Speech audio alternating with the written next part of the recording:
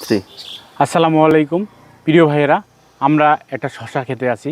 আমাদের কৃষক ভাই মালচিং পদ্ধতিতে শশা চাষ করেছেন।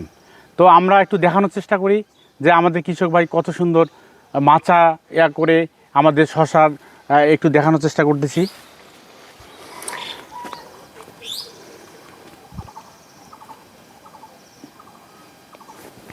এখানে অনেক সুন্দর শশা চলে আসছে।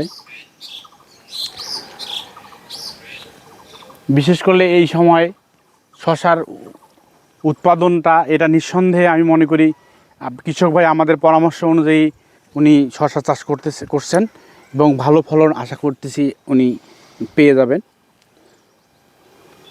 তো আমরা আর একটু দেখানোর চেষ্টা করতেছি শশা ক্ষেত্রে মালচিং পদ্ধতিতে এখানে শশা চাষ করা হয়েছে।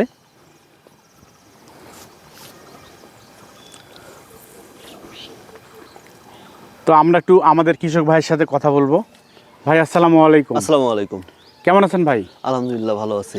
আপনার কতটুক জায়গায় কি জাতের শশা চাষ করছেন এই বিষয়ে একটু বলেন। আচ্ছা, আমি শশা মূলত এখানে চাষ করছি আপনার হচ্ছে 14% জমিতে শশা চাষ করছি। জি। এখানে জাত আছে দুইটা, একটা হচ্ছে এয়ার মালিক সিডসের ময়নামতি আর গ্রিনবার্ড। গ্রিনবার্ড দুইটা। ও আচ্ছা আচ্ছা। আপনার ক্ষেত কেমন?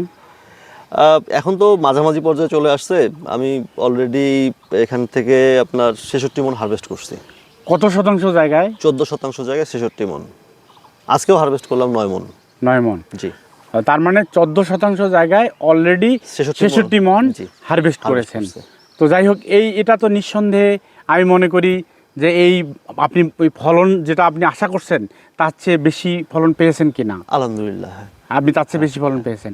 আচ্ছা, আপনার দেখে আমাদের স্থানীয় কৃষক ভাই এই শশা চাষের ক্ষেত্রে উৎসাহ বা কেউ আসার জন্য বা এই চাষ করার জন্য অবশ্যই উৎসাহী, কারণ মানে এত অল্প সময়ে এত মানে প্রোডাকশন, এটা অনেকেই অবাক হয়েছেন যে 14% জমিতে 66 মণ এবং মানে যে পরিমাণে জালি আছে এখনো, তাতে আরো 50 থেকে 60 মণ আশা করি হারভেস্ট করা যাবে। আরো 50 থেকে 60 মণ হারভেস্ট আমি আশা, মানে সর্বনিম্ন আরো আশা। তাহলে আপনি 14% জমিতে 60 মণ এবং 50 মণ 110 মণ 110 মণ এটা হবে কমপক্ষে উত্তোলন আশা করা আছে। তো এটা নিঃসন্দেহে ধান বা অন্যান্য ফসলের চেয়ে লাভজনক কিনা?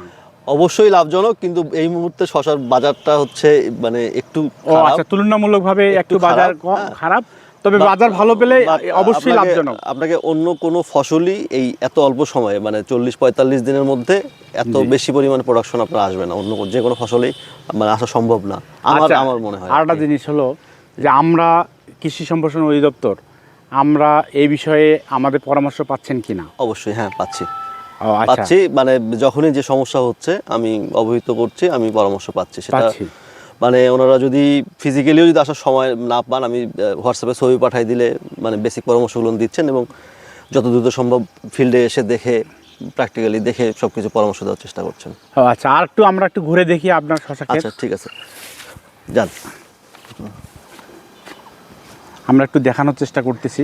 অতিরিক্ত বৃষ্টির কারণে এই পাতাগুলো কিছুটা লাল হয়ে আসছে। আমাদের কৃষক ভাই শশা চাষ করেছেন, তো 14% জমিতে অলরেডি 60 মণ উনি শশা উত্তোলন করেছেন, আর আরও উনি 50 মণ শশা উত্তোলন করবেন উনি আশা করতেছেন। তো সর্বশেষ আমরা জানতে চাচ্ছি, যদি কেউ আপনার সঙ্গে ভাই যদি কেউ আপনার কাছে এসে পরামর্শ চায়, আপনি তাকে উৎসাহিত দিবেন কিনা? অবশ্যই দিব। আমি চাই যে আমার এই ধান প্রধান এলাকা থেকে মানুষজন বের হয়ে এসে সবজিতে করুক।